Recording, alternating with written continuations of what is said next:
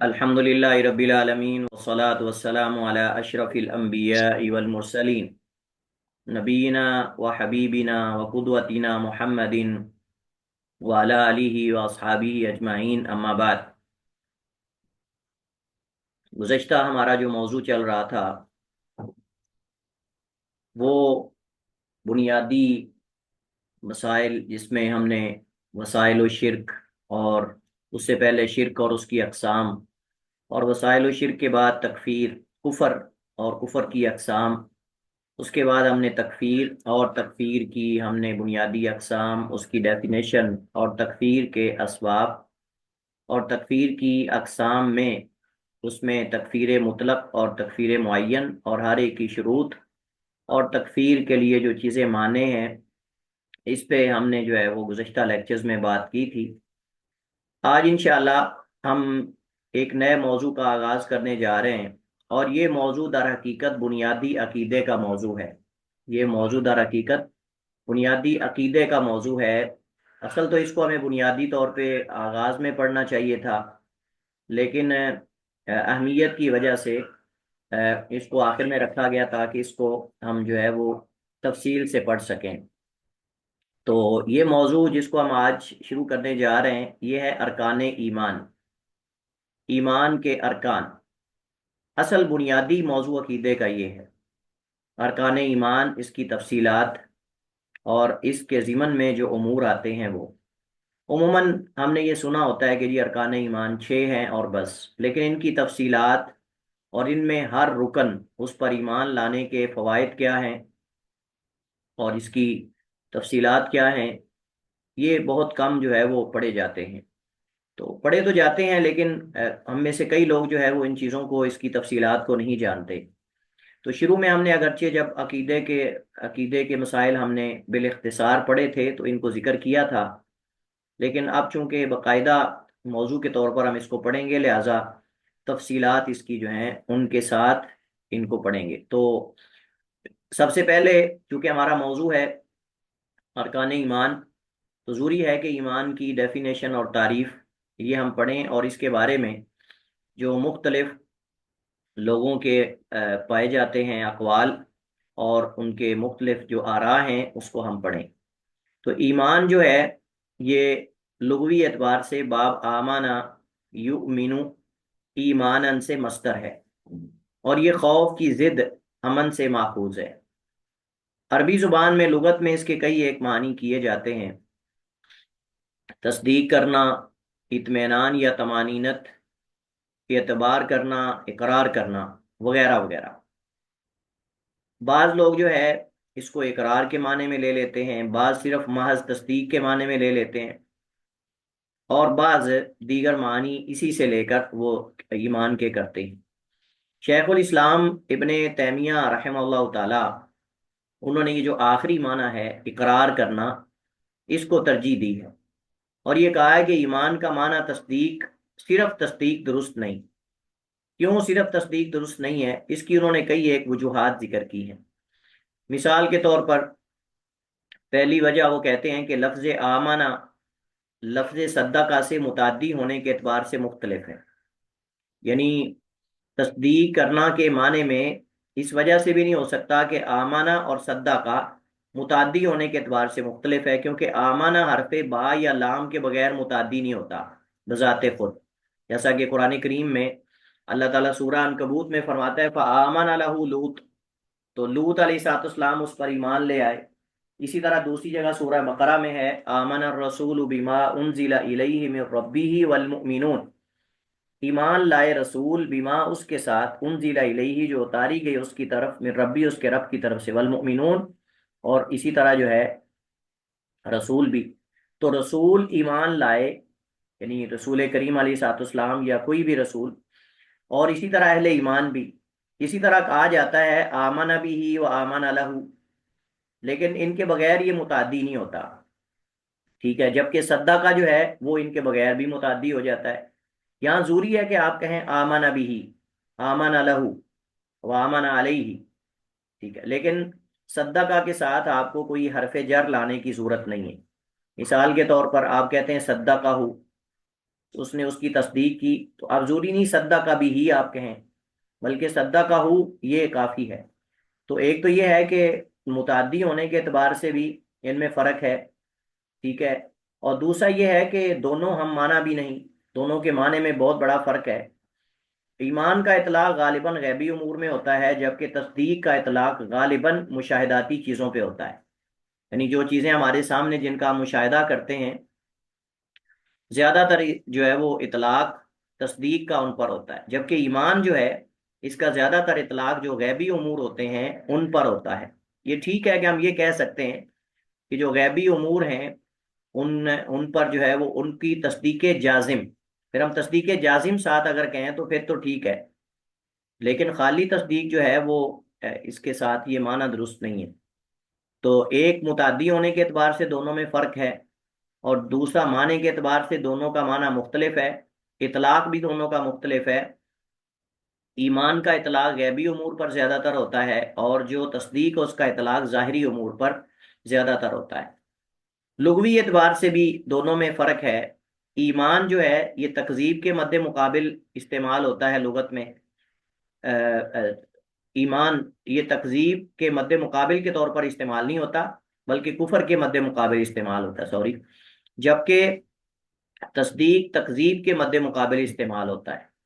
تو ان کے اگر ہم مد مقابل جو حروف ہیں یا معنی ہیں ان کو اگر ہم دیکھیں تو فرق ہے، ایمان کفر کے مقابلے میں اور تصدیق تکذیب کے مقابلے میں، لہذا کہا جاتا ہے صدقناہ او کذبناہ، ہم نے اس کی تصدیق کی یا اس کی تکذیب کی، اور کہتے ہیں آمنا لہو او کذبناہ، آمناہ او کذبناہ، ہم اس پر ایمان لائے یا اس کو جھٹلایا، ٹھیک ہے، یہ نہیں ہم کہیں گے، ہم کہیں گے آمنا لہو او کفرنا بھی، ہم اس کے لیے ایمان لائے یا اس کے ساتھ کفر کیا، او کذبنا نہیں کہیں گے۔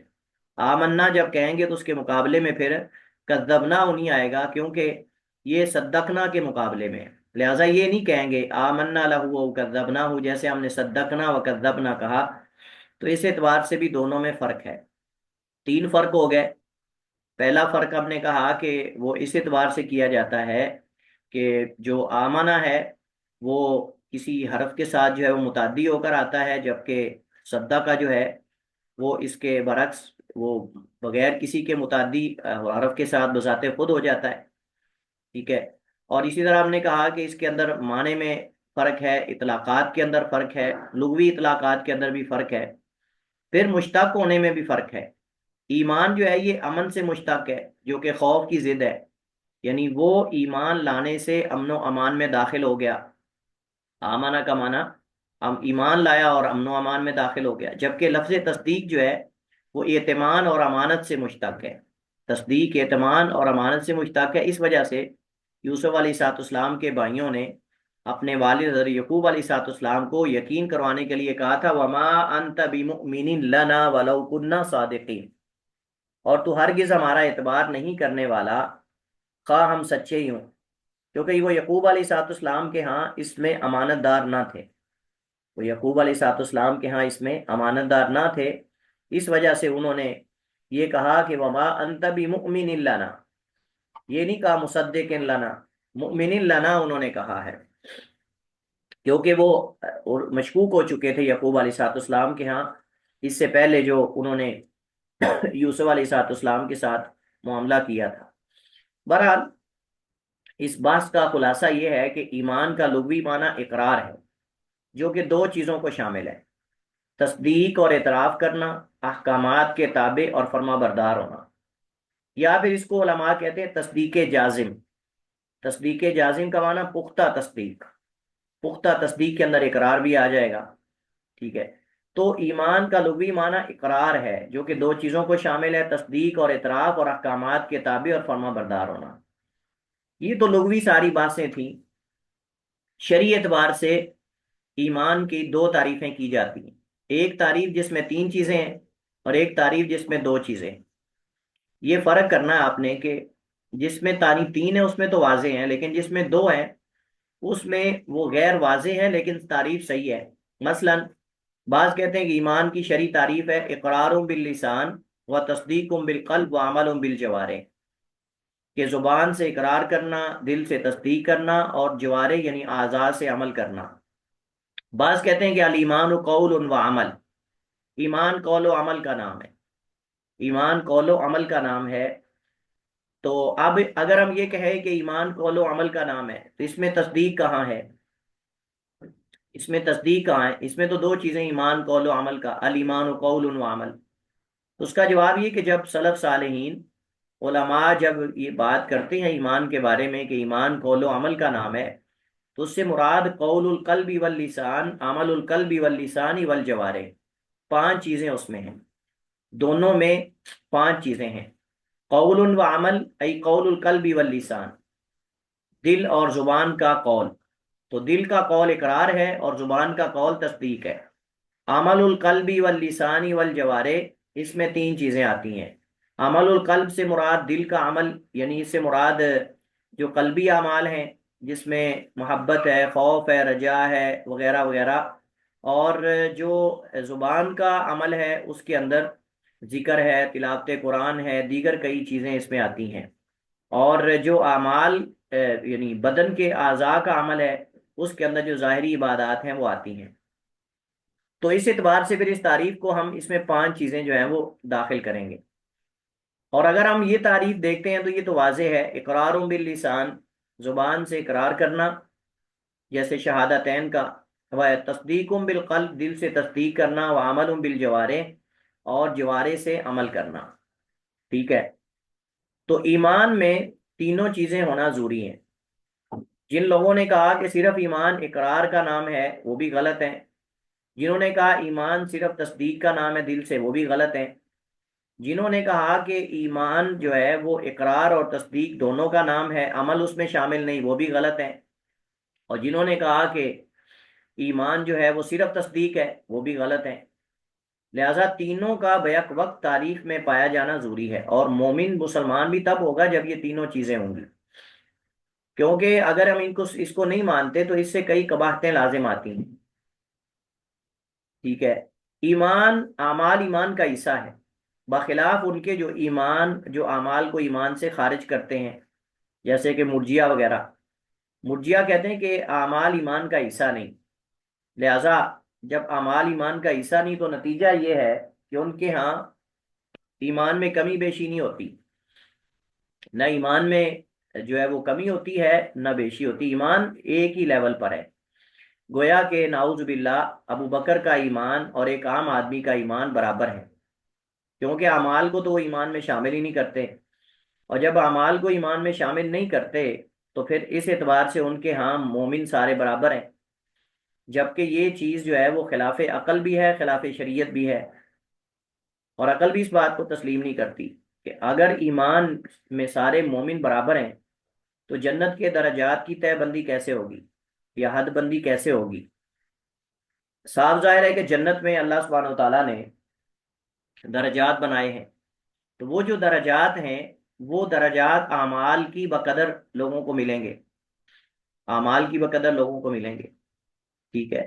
اور ویسے بھی شرعی اعتبار سے باقاعدہ دلائل موجود ہیں، قرآن کے اندر بھی، احادیث کے اندر بھی، ایمان کے کم زیادہ ہونے کے۔ فَإِذَا تُلِيَتْ عَلَيْهِمْ آيَاتُهُ زَادَتْهُمْ إِيمَانًا، جب ان پر اللہ تعالیٰ کی آیات پڑھی جاتی ہیں تو وہ ایمان میں ان کو زیادہ کر دیتی ہیں۔ جب زیادہ کر دیتی اس کا مطلب پہلے کم ہے، تو ایمان کے جو زیادہ ہونے کے دلائل ہیں وہی کم ہونے کے دلائل بھی ہیں، کیونکہ پہلے کم تھا تو زیادہ ہوا ہے۔ اس وجہ سے ایمان میں کمی بیشی اہل سنہ کے عقیدے کا جز ہے، اور اس وجہ سے بعض جو ہے وہ ایمان کی تعریف کے ساتھ یہ ذکر کرتے ہیں الایمان قول و عمل یزید بالطاعت و ینقص بالمعصیہ، ایمان قول و عمل کا نام ہے، وہ اطاعت سے زیادہ ہوتا ہے یعنی نیکی اور حسنات سے، اور معصیت اور گناہوں سے کم ہوتا ہے، وَيَنْقُصُ بِالْمَعْصِيَةِ، اور معصیت کے واسطے سے وہ کم ہوتا ہے۔ تو یہ بعض علماء باقاعدہ تعریف میں یہ ذکر کرتے ہیں۔ ایمان کے مسئلے میں ہم نے مرجیہ کی بات کی، تو مرجیہ کی تین اقسام ہیں، تین اقسام پر یہ مشتمل ہے۔ کچھ ایسے مرجیہ ہیں جو کہتے ہیں کہ ایمان مجرد دل سے معرفت ہونے کا نام ہے، یعنی دل میں اگر معرفت ہے مذکورہ امور کی یا اللہ سبحانہ و تعالیٰ کی ذات کی تو یہ کافی ہے، اور اس وجہ سے یہ صرف قلبی اعمال کو ہی ایمان میں تسلیم کرتے ہیں، ان میں سے بعض جو ہے وہ شامل نہیں کرتے، جیسا کہ جہم بن صفوان اور اس کے پیروکار ہیں۔ اچھا، اب یہ جو کہتے ہیں کہ ایمان صرف دل سے معرفت کا نام ہے، یہ قول جو ہے وہ سب سے زیادہ بدترین قول ہے۔ کی وجہ یہ ہے کہ اس طریقے سے تو فرعون بھی پکا مومن ہوا، فرعون اور آل فرعون، جن کو قرآن کریم کے اندر جو ہے وہ ذکر کیا گیا ہے اور ان کے کفر کو بیان کیا گیا، اس طرح تو وہ بھی مومن ہوگا، کیونکہ فرعون نے بھی دل سے تو پہچان لیا تھا نا، وَجَحَدُوا بِهَا وَاسْتَيْقَنَتْهَا أَنفُسُهُمْ ظُلْمًا وَعُلُوًّا، تو انہوں نے ظاہری طور پہ زبان اور اعمال سے اقرار کرنے سے انکار کیا ہے، دل میں موسیٰ علیہ السلام جو دلائل اور براہین اور معجزات لے کر آئے تھے، ان سے وہ پہچان گئے تھے کہ موسیٰ حق ہے اور موسیٰ کا دین حق ہے اور اللہ تعالیٰ موجود ہے۔ باقی صرف جو ہے وہ تکبر اور عناد کی وجہ سے انہوں نے اس کا اقرار کرنے یا اس کو تسلیم کرنے سے انکار کیا ہے۔ تو اس طرح تو پھر فرعون پکا مومن ہوا نا، فرعون پکا مومن ہوا، کیونکہ اس کے دل میں جو ہے وہ معرفت تو تھی اللہ سبحانہ و تعالیٰ کی، تو مومن ہوا وہ۔ تو یہ قول اس اعتبار سے غلط ہے، کیونکہ اس سے تو جو بھی دل میں اللہ کی معرفت رکھتے ہیں کہ اللہ تعالیٰ موجود ہے تو وہ مومن ہو جائیں گے، چاہے وہ اقرار کریں نہ کریں، عمل کریں یا نہ کریں۔ کچھ لوگ کہتے ہیں کہ ایمان صرف زبان سے اقرار کرنے کا نام ہے، یہ کرامیہ کا قول ہے، وہ کہتے ہیں کہ ایمان دل سے اقرار، زبان سے اقرار کرنے کا نام ہے، یہ بھی غلط ہے۔ کیوں غلط ہے؟ اس کی ہم آگے وجہ بیان کرتے ہیں۔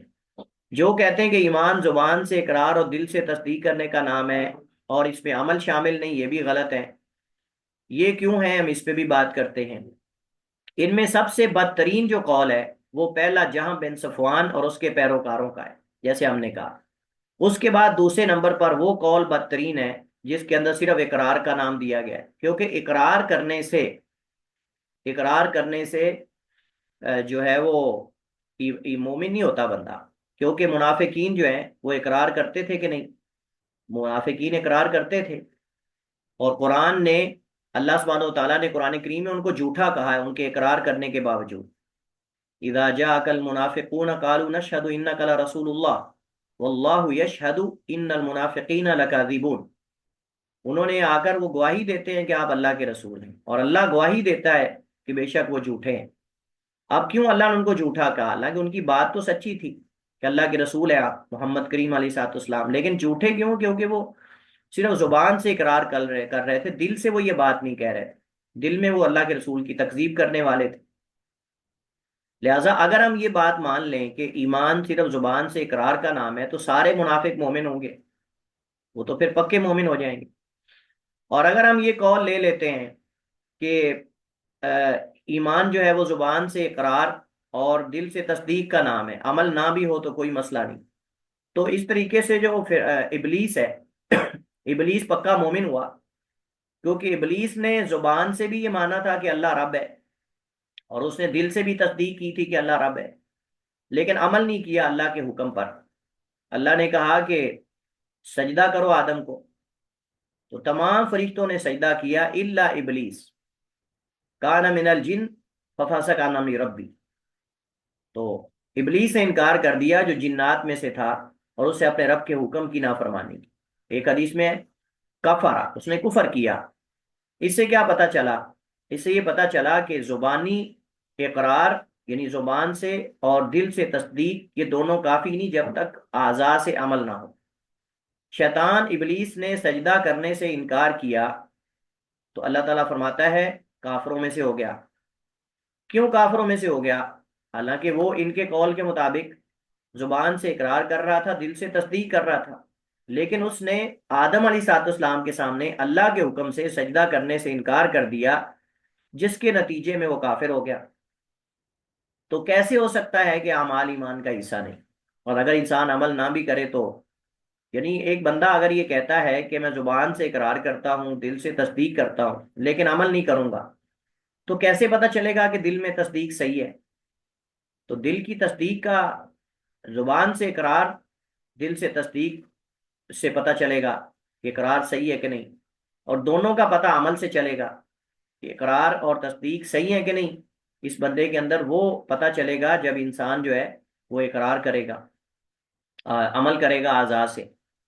تو ایک بندہ کلی طور پہ اگر اعمال کو چھوڑ دیتا ہے، یعنی ایک بندہ 10 سال سے مسلمان ہوا ہے، اسلام میں داخل ہوا ہے، اس نے کلمہ پڑھا، لیکن 10 سال سے نہ وہ نماز پڑھ رہا ہے، نہ وہ ذکر اذکار کر رہا ہے، نہ وہ روزہ رکھ رہا ہے، نہ وہ حج کر رہا ہے، نہ وہ جو ہے وہ زکوٰۃ دے رہا ہے، کچھ بھی نہیں کر رہا، ارکان ایمان میں سے صرف اس نے کیا کیا ہے جی، شہادتین کا اقرار کر لیا ہے، اور دل سے وہ کہتا ہے کہ میں نے تصدیق کر لی ہے، لیکن 10 سال ہو گئے اس نے کوئی عمل کر کے دکھایا ہی نہیں جو اس بات، اس کی شہادت اور اس کی تصدیق کی صداقت ہو یا اس کی دلیل ہو۔ تو یہ کیسے ہم کہہ سکتے ہیں کہ ایک بندہ جو ہے وہ، یعنی اس کے بغیر وہ بندہ مومن ہے؟ یہ ممکن نہیں۔ تو اس کی صداقت یعنی تصدیق اور اس کے اقرار کی حقانیت کا اندازہ اس کے عمل کرنے سے ہوگا۔ تو اس سے خلاصہ یہ نکلا کہ ایمان کی جو تعریف صرف اقرار سے کی جاتی ہے یا صرف تصدیق سے کی جاتی ہے، یہ دونوں تعریفیں غلط ہیں۔ صحیح تعریف تینوں کو ملا کر ہے کہ اقرار، تصدیق اور عمل، یہ تینوں ہیں۔ اور اہل سنہ کے عقیدے میں سے ایمان کے بارے میں یہ عقیدہ ہے کہ ایمان کم زیادہ ہوتا ہے، اور ایمان کے کم اور زیادہ ہونے کی وجوہات کیا ہیں، اور یہ ایمان کے کم زیادہ ہونے کے اسباب کیا ہیں، اس پہ انشاءاللہ ہم بعد میں بات کریں گے۔ اس پر مستقل ہم ایک لیکچر انشاءاللہ رکھیں گے کہ ایمان کم زیادہ ہوتا ہے، کس اعتبار سے ہوتا ہے، اور اس کی کمی بیشی اللہ کے اعتبار سے کیسے ہے اور بندے کے اعتبار سے کیسے ہے، اس پہ انشاءاللہ ہم ایک لیکچر رکھیں گے۔ اس کے بعد ہمارے پاس جو ہے وہ دوسرا موضوع ہے ارکان ایمان۔ جب ہم ایمان کی تعریف کو جان چکے تو اس کے بعد ارکان ایمان کا مسئلہ ہے۔ ارکان ایمان جو ہے یہ ارکان رکن کی جمع ہے، اور رکن اس چیز کو کہتے ہیں جس چیز پر کسی کی بنیاد ہو، جس چیز پر کسی کی بنیاد ہو اور اس کے بغیر وہ چیز قائم نہ رہ سکتی ہو۔ تو ارکان ایمان سے مراد وہ چیزیں ہیں جن پر ایمان کی عمارت قائم ہے، اور یہ کل 6 ہیں، جو کہ قرآن کریم میں بھی متعدد آیات میں ہیں، اور احادیث میں سے حدیث جبریل میں واضح طور پر موجود ہیں۔ حدیث جبریل میں بھی ہیں اور حدیث کے اندر بھی موجود ہیں۔ قرآن کریم میں سورہ بقرہ میں اور اسی طرح جو ہے سورہ نساء میں ان کی طرف اشارہ موجود ہے۔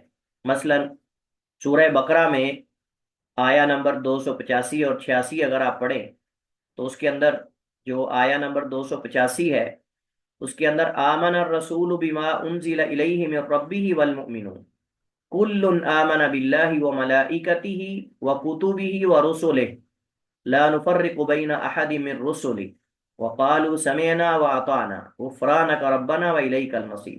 اس کے اندر آمن الرسول بما انزل الیہ من ربہ والمؤمنون کل آمن باللہ وملائکتہ وکتبہ ورسلہ، ٹھیک ہے؟ یہ ان 4 چیزوں کا ذکر ہے: ایمان باللہ، ایمان بالملائکہ، ایمان بالکتب، ایمان بالرسل، اور ایمان بالیوم الآخر، اور ایمان جو اس کو کیا کہتے ہیں بالقضاء والقدر، یہ دیگر کئی ایک مقامات پر موجود ہے، ٹھیک ہے؟ لا یکلف اللہ نفسا الا وسعها لہا ما کسبت وعلیہا ما اکتسبت، اس کے اندر اشارہ موجود ہے اس طرف۔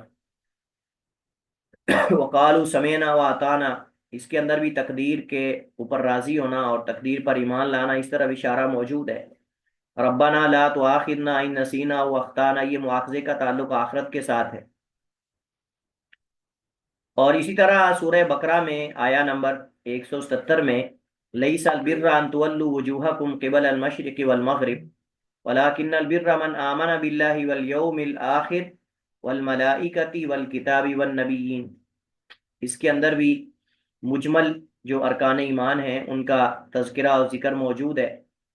اسی طرح یا ایھا الذین آمنوا آمنوا باللہ ورسولہ والکتاب الذی نزل علی رسولہ والکتاب الذی انزل من قبل ومن یکفر باللہ وملائکتہ وکتبہ ورسلہ والیوم الآخر فقد ضل ضلالا بعیدا، یہ سورہ نساء کی آیا نمبر 136 ہے۔ اس کے اندر بھی مجمل جو ارکان ایمان ہیں ان کا ذکر موجود ہے۔ تو حدیث میں، حدیث جبریل میں تو واضح طور پر ان کو الگ الگ ذکر کیا گیا ہے، جیسے نبی کریم علیہ السلام سے ایمان کے بارے میں پوچھا گیا تو آپ نے فرمایا ان تؤمن باللہ وملائکتہ وکتبہ ورسلہ والیوم الآخر وتؤمن بالقدر خیرہ وشرہ۔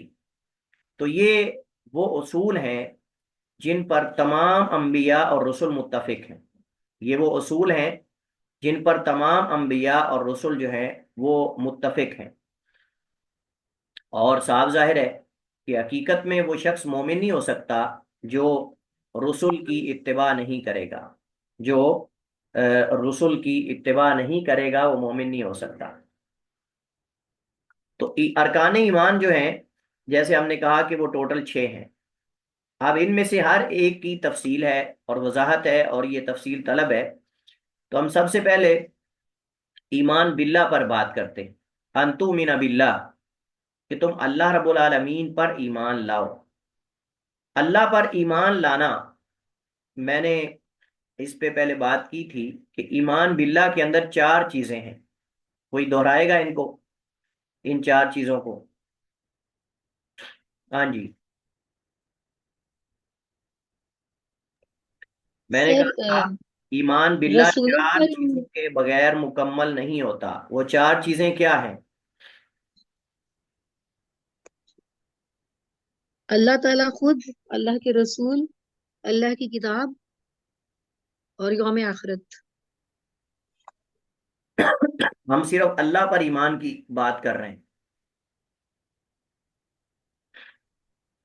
اب ہم اللہ تفصیل سے واحد ہے، دیکھیں۔ ایک بات پہلے اللہ پر سمجھ لیں، ایمان لانا، اللہ واحد بریک ہے۔ Break break break break break break, پہلے یہ بات سمجھ لیں کہ جب ہم ارکان ایمان پڑھ رہے ہیں نا، تو ارکان ایمان کے اندر پھر ہر ایک کی الگ الگ تفاصیل ہیں، لیکن جب الگ آئے گا نا ایمان باللہ، یعنی آپ تقابل میں نہیں، الگ صرف ایمان باللہ آئے گا تو اس میں یہ ساری چیزیں آئیں گی۔ جب ہم کہیں گے اللہ پر ایمان تو ہم کہیں گے اللہ پر ایمان اور دیگر تمام غیبی امور پر اور دیگر تمام ان امور پر جن پر ایمان لانا واجب ہے۔ لیکن جب ہم تقابل کر رہے ہیں نا یہاں تفصیل سے، یعنی اب ہر ایک کے الگ الگ ہم بات کر رہے ہیں، تو یہاں ایمان باللہ کے اندر آپ یہ نہیں کہیں گے ایمان بالملائکہ، ایمان بالکتب، ایمان بالرسل، نہیں، اب ہم ان میں سے ہر ایک پر بات کر رہے ہیں۔ اس وجہ سے آپ وہ امور ذکر کریں جن کا تعلق صرف ایمان باللہ کے ساتھ ہے۔ میں نے جب ہم نے آل سنہ کا عقیدہ مجمل ہم نے پڑھا تھا شروع میں نے آپ کو ارکان ایمان کے بارے میں بھی تفصیلات بتائی تھی۔ اس میں نے کہا تھا 4 چیزیں ہیں ایمان باللہ کے اندر، اور یہ چیزیں میں نے آپ کو کہا تھا کہ آپ پوائنٹس کی صورت میں اگر ان کو یاد کرتے ہیں نا تو آپ زندگی بھر نہیں بھولیں گے۔ اگر آپ ان کو پوائنٹس کی صورت میں یاد کرتے ہیں نا اس طرح کہ اس کے اندر اتنی چیزیں، اس کے اندر اتنی چیزیں، یہ آپ کبھی نہیں بھولیں گے۔ تو کوئی ان کو رپیٹ کرے گا؟ سر سب سے پہلے تو اس میں اللہ تعالیٰ کے وجود پر ایمان ہے، ٹھیک ہے، مطلب اللہ تعالیٰ پر ایمان لانے میں، اور اللہ تعالیٰ کے رب ہونے پر، ہاں اللہ کے الہ، جی، ٹھیک ہے ٹھیک ہے ٹھیک ہے، سگنل فل ہے ماشاء اللہ، ٹھیک ہے، اللہ تعالیٰ کے الہ ہونے پر، ہاں اور چوتھا اللہ تعالیٰ عرش پر مستوی ہے۔ نہیں، یہ تو ایمان اللہ کے، یہ تو اور چیزیں ہیں، آگے اس پہ ہم بات کرتے ہیں۔ دیکھیں 4 چیزیں ہیں، اللہ تعالیٰ کے موجود ہونے پر ایمان، اللہ تعالیٰ کی ربوبیت پر ایمان، اللہ تعالیٰ کی الوہیت پر ایمان، اللہ تعالیٰ کے اسماء و صفات پر ایمان۔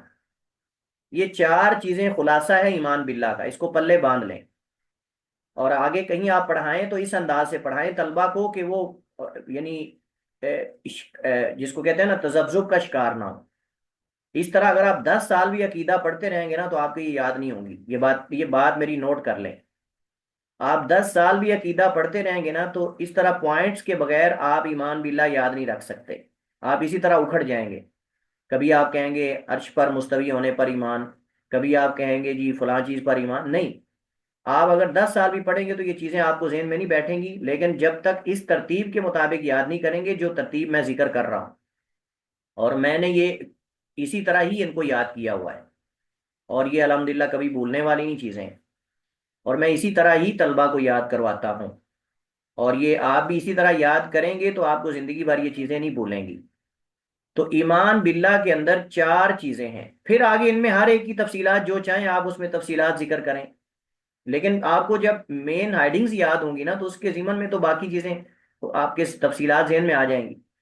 تو ایمان باللہ کے اندر پہلی ترتیب ہے نا اصل میں، تو پہلے سب سے اللہ تعالیٰ کے موجود ہونے پر ایمان ہونا، یعنی اللہ کے وجود پر کہ اللہ موجود ہے۔ اس وقت سب سے بڑا مسئلہ ہمارا اور ملحدین کا، جو ایتھیسٹ ہیں، جو ملحدین ہیں، ایتھیزم کا شکار ہیں، الہاد کا، تو وہ ان کا ہمارا اور ان کا مسئلہ سب سے بڑا یہ ہے وہ اللہ کے وجود کا انکار کر رہے ہیں، حالانکہ ماضی میں تقریباً اگر ہم یہ کہیں کہ 99% لوگ ایسے ہیں جو اللہ کے وجود کو مانتے ہیں، لیکن اب کئی مسلمان کلمہ گو وہ بھی اللہ تعالیٰ کے وجود کے بارے میں شکوک و شبہات کا شکار ہیں۔ تو یہ پہلی چیز ہے، ایک بندہ اللہ تعالیٰ کے موجود ہونے کو ہی نہیں مانتا تو باقی چیزیں تو ساری گئیں، سارا پروگرام گیا۔ اس وجہ سے اللہ رب العالمین کے موجود ہونے پر ایمان یہ پہلی چیز ہے، ٹھیک ہے۔ اب اللہ تعالیٰ کے موجود ہونے پر ایمان کیسے ہونا چاہیے، یہ پھر آگے تفصیلات ہیں اس کی، کہ اللہ تعالیٰ اپنے عرش پر مستوی، اپنی تمام مخلوقات سے جدا اور بلند ہے، یہ عقیدہ ہونا چاہیے۔ اللہ تعالیٰ اپنے عرش پر مستوی، اپنی تمام مخلوقات سے جدا اور بلند ہے، جیسے اللہ کی شان کے لائق ہے۔ یہ اللہ تعالیٰ کے موجود ہونے کا جو ہے وہ آپ سمجھیں کہ بیان ہوا۔ اس کے بعد اللہ تعالیٰ کی ربوبیت پر ایمان۔ اب آپ کو یاد ہوگا کہ میں نے اس کے اندر بھی 3 چیزیں ذکر کی تھیں۔ میں نے کہا تھا کہ اگر آپ یہ ذہن میں رکھیں گے تو ربوبیت سنتے آپ کے ذہن میں یہ 3 چیزیں آ جائیں گی۔ وہ کیا 3 چیزیں ہیں؟ سر، خلق، ملک اور تدبیر۔ احسنتی۔ 3 چیزوں پر ایمان کہ اللہ تعالیٰ خالق ہے، جب خالق ہے تو وہ کیا ہے؟ مالک ہے، جب مالک ہے تو وہ مدبر ہے۔ مدبر کا معنی تدبیر کرنے والا۔ تو 3 چیزیں ربوبیت میں آتی ہیں، یہ خلاصہ ہے ربوبیت کا، الخلق والملک والتدبیر۔ یہ 3 چیزیں ربوبیت کا خلاصہ ہیں۔ جو بندہ ان تینوں چیزوں میں سے کسی ایک کے ساتھ کفر کرتا ہے وہ کافر ہے۔ مثلا اللہ تعالیٰ کو خالق تو مانتا ہے لیکن اللہ کو مالک نہیں مانتا، یا خالق مالک دونوں مانتا ہے لیکن وہ یہ سمجھتا ہے کہ فلاں چیز اللہ کے تصرف سے باہر ہے، یہ فلاں ولی کے تصرف میں ہے، یہ فلاں نبی کے تصرف میں ہے، یہ فلاں جننی کے تصور میں ہے، یہ فلاں فلاں۔ تو یہ اگر کوئی کہتا نا کہ فلاں چیزیں اللہ تعالیٰ کے ناؤز باللہ تصرف میں نہیں ہے تو وہ بندہ کافر ہے۔ یا وہ کہتا ہے کہ فلاں چیزیں اللہ کے تصرف کے بغیر بھی کوئی اس میں تصرف کر سکتا ہے تو وہ بھی کافر ہے۔ اس وجہ سے الخلق، الملک، التدبیر، یہ 3 چیزیں یہ ربوبیت کا خلاصہ ہے۔ اگر آپ کو یہ معلوم ہے تو آپ سنتے ہی ربوبیت آپ کے ذہن میں یہ چیزیں آ جائیں گی۔ اور میں نے یہ بات کی تھی کہ جب ہم خالق اللہ کو مانتے ہیں تو پھر مالک بھی مانیں گے، اور جب مالک مانتے ہیں اللہ کو تو پھر مدبر مانیں گے، اور مدبر اگر ہم نے اللہ کو مان لیا تو ہم جب بھی کوئی چیز مانگیں گے اللہ سے مانگیں گے، کیونکہ تصرف اور تدبیر اسی کی ہے، اس کے تصرف سے کوئی چیز باہر نہیں، تو پھر ہم کسی اور سے کیوں ڈریں، پھر ہم کسی اور پر توکل اور یقین کیوں کریں۔ تو یہ چیزیں 3 خلاصہ ہیں اللہ سبحانہ و تعالیٰ کی ربوبیت پر ایمان کا۔ اچھا، یہ 2 چیزیں ہو گئیں۔ تیسری چیز ہم نے کہا کہ الوہیت ہے، الوہیت پر ایمان۔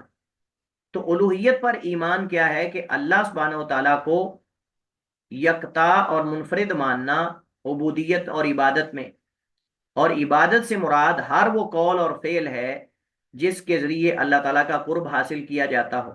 پھر ہم نے اس کی تفصیلات پڑھی، ہم نے کہا کہ عبادت کے اندر جو ہے وہ عبادت کے 3 ارکان ہیں، محبت، خوف، رجا، اور پھر عبادت کی اقسام ہیں۔ ہم نے تفصیل کے ساتھ ان کو 3 حصوں میں تقسیم کیا تھا، قولی عبادات، بدنی عبادات اور قلبی عبادات۔ آپ کو یاد ہو کہ نہ یاد ہو؟ یاد ہونا چاہیے۔ تو اس طرح کر کے آپ کے ذہن میں پورا خلاصہ آ سکتا ہے۔ یہ بات ہوگی ربوبیت کی۔ پھر ہم نے کہا کہ الوہیت، اور الوہیت کے بعد اسماء و صفات، یہ چوتھی چیز ہے۔ اسماء و صفات کا خلاصہ کیا ہے؟ خلاصہ یہ ہے کہ قرآن و سنت میں اللہ سبحانہ و تعالیٰ کے تمام اسماء اور صفات جو وارد ہوئے ہیں ان پر ایمان لانا۔ اللہ تعالیٰ کے تمام اسماء و صفات جو قرآن و سنت میں وارد ہوئے ہیں ان پر ایمان لانا بغیر کسی تکییف، تمثیل اور تشبیہ کے۔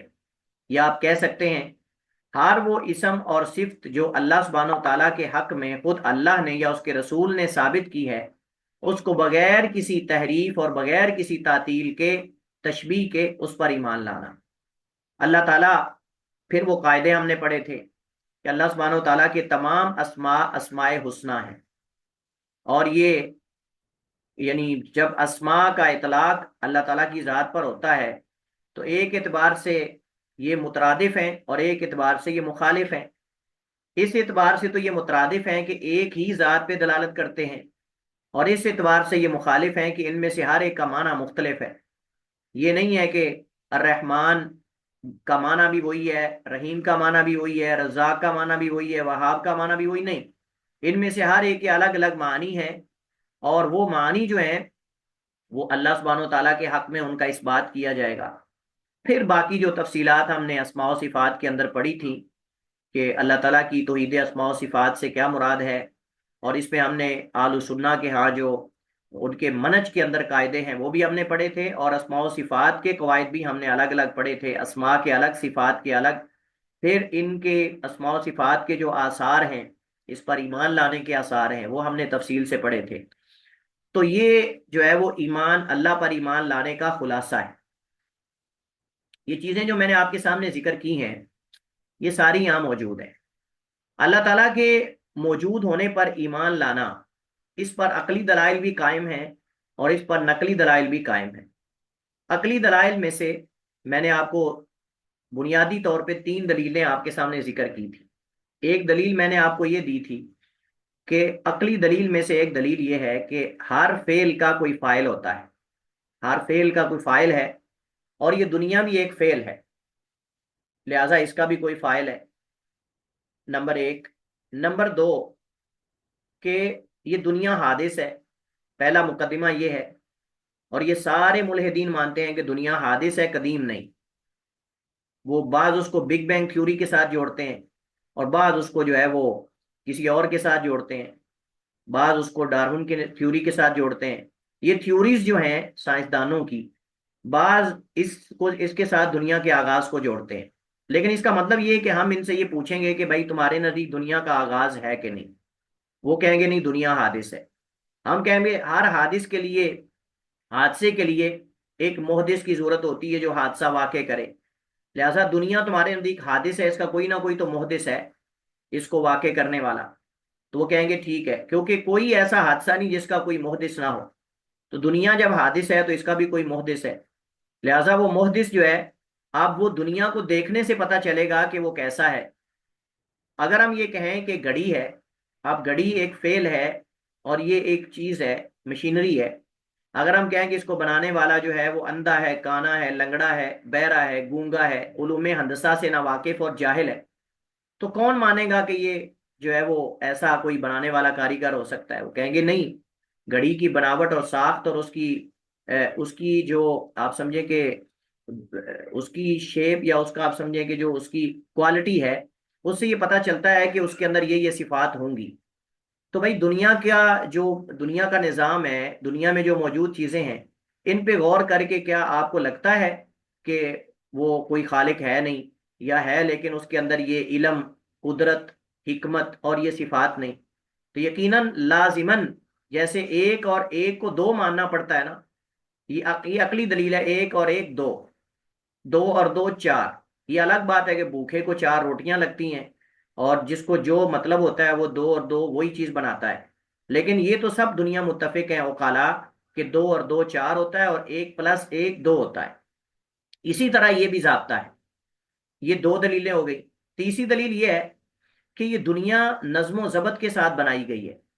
دنیا کا نظم و ضبط اور دنیا کے اندر یہ جو نظام ہے، نظام کائنات، دن کا، رات کا، سورج کا، چاند ستاروں کا نظام، یہ نظام کا اتنا دقیق ہونا، اتنا باریک ہونا اور اتنا پاورفل ہونا، یہ اس بات کی دلیل ہے کہ اس دنیا کا کوئی خالق اور اس نظام کا کوئی منظم ہے، اس کی تنظیم کرنے والا، اس کو چلانے والا ہے۔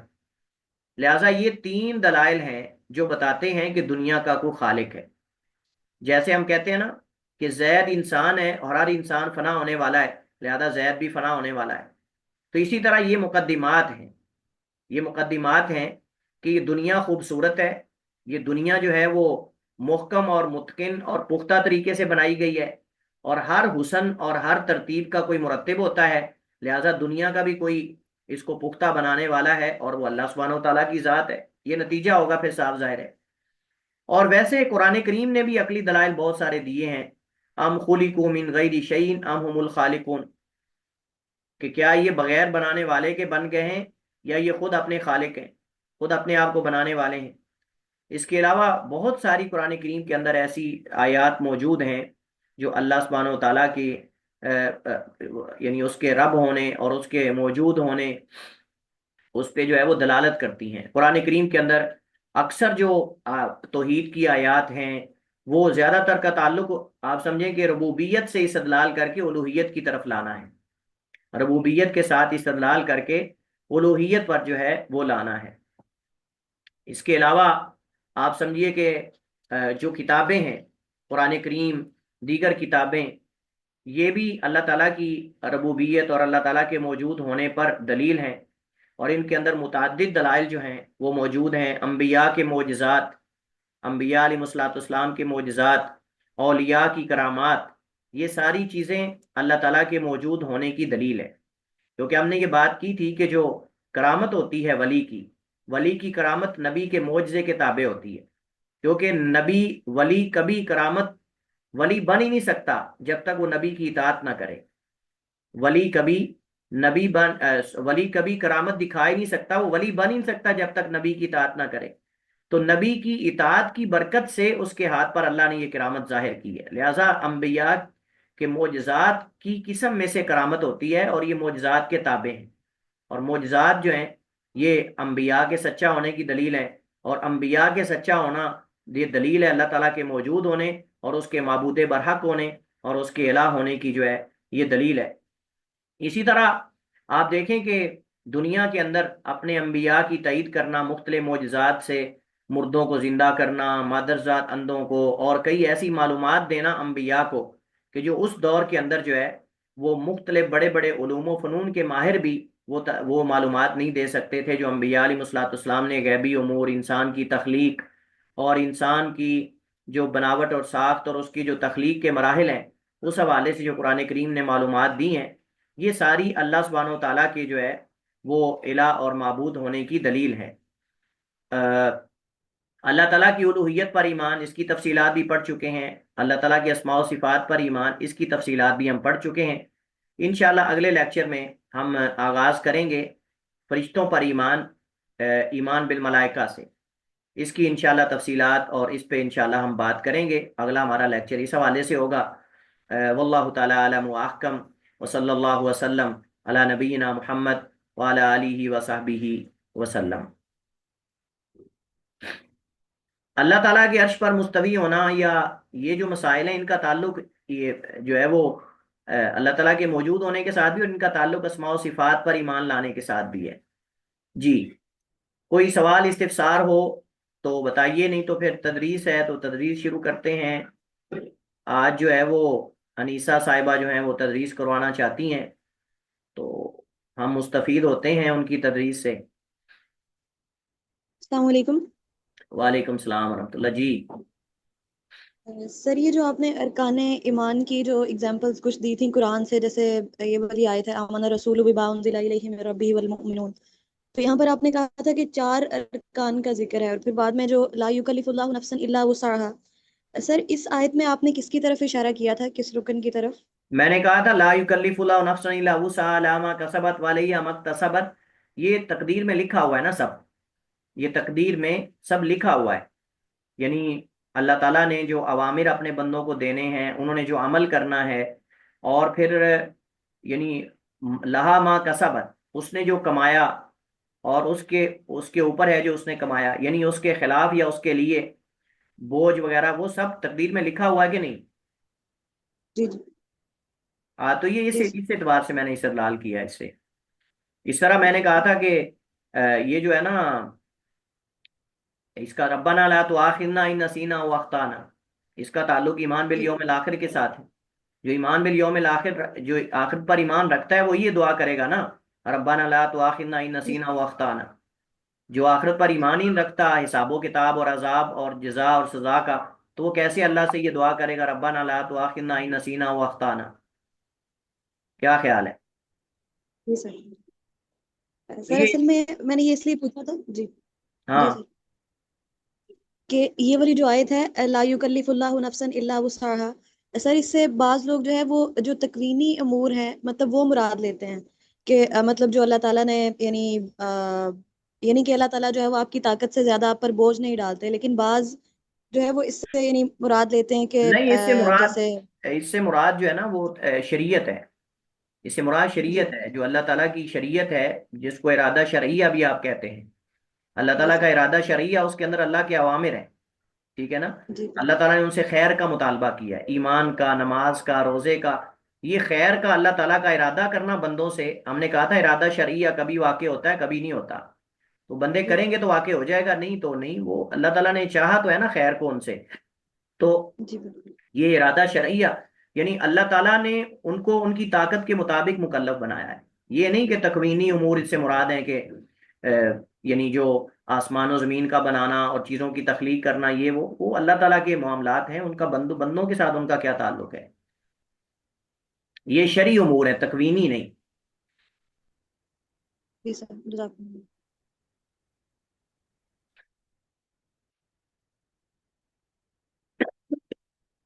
جی انیسا صاحبہ، سیکھ لیا پھر آپ نے اسکرین شیئر کرنا؟